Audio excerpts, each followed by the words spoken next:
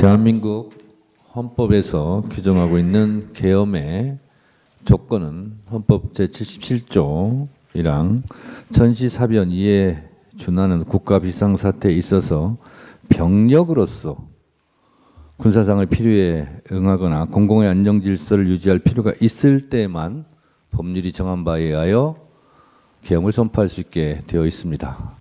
아마도 본능적으로 신원식 증인은 이러한 사항을 알고 있지 않았나, 그래서 계엄을 반대하지 않았나, 그렇게 저는 생각이 들었습니다. 피청구인은 야당에 대한 경고성 그리고 짧은 계엄을 했다고 주장을 합니다. 그런데 경고성이라면 비상계엄 선포문에 옐로우 카드가 아닌 레드 카드보다 더 심한 야당과 국회에 대한 용어는 쓰지 않지 않았을까라는 생각이 듭니다.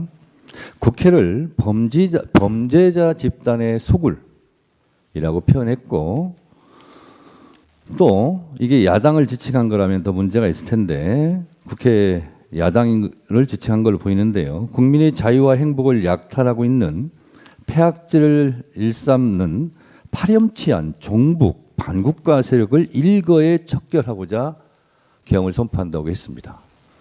과연 이게 국회에 대한 경고성과 어울리는 용어일까, 이런 생각이 들었습니다. 그러면서 줄탄핵, 예산 폭거, 특검 이런 것을 예를 드는데요.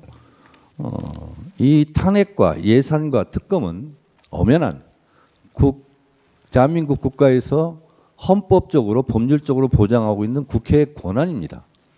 그 권한 행사가 마음에 들지 않는다 하여 국회를 척결의 대상, 반국가 집단, 범죄자 집단의 소굴로 국회를 인식했다면 이것이 과연 경고성이었을까라는 의구심은 저는 가지고 있습니다.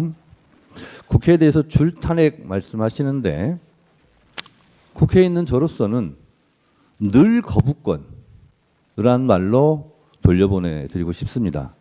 무려 거부권은 역대 대통령이 상상할 수 없을 정도의 25차례 정도의 거부권을 행사했습니다. 정말 경고성이었다라면 그냥 경고하면 될 것을 헌법에서 보장하고 있지 않는 엄연한 헌법 파괴 행위인 국회에 군대를 보내지 말았어야죠. 청구인은 아무 일도 일어나지 않았다라는 식으로 태연하게 말씀하시는데, 지금 신원식 안보실장 등 많은 국무위원들이 이곳 헌법재판소와 국회 증인으로 지금 소환되고 있고 수사기관의 수사를 받고 있고 내란죄로 중형을 받을 처지에 있을 뿐만 아니라, 그리고 하늘의 별이라는 군 장성들이 수십 명이 지금 수사받고 내란죄로 중형을 받을 처지에 있습니다.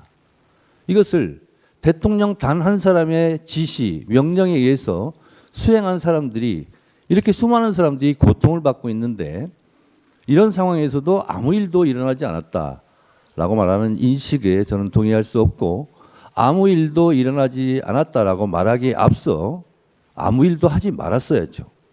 그렇다면 이런 일이 없었겠죠. 그래서 오늘 또다시 두 가지만 말씀드리자면, 제가 국회 소추위원으로 법사위원장으로 간첩죄에 대해서 거대 야당이 막았다고 그러는데 저희는 막은 적이 없습니다.